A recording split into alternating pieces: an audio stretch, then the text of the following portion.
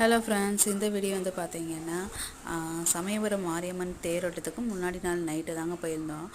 தேரோட்டத்துக்கு வந்துட்டு நான் செம்ம ரஷ்ஷாக இருக்கும், பசங்களை கூட்டிகிட்டு போக முடியாதனால, பசங்களுக்கும் லீவ் விட்டாச்சு அப்படிங்கிறதுனால நைட்டு போகலான்னு பிளான் பண்ணியிருந்தோம். அவ்வளோ பக்தர்கள் கூட்டம், போகவே முடியல, காரில் போகவே முடியல, செம்ம ரஷ்ஷாக இருந்தது. பசங்களும் நல்லா என்ஜாய் பண்ணிட்டு வந்தாங்க.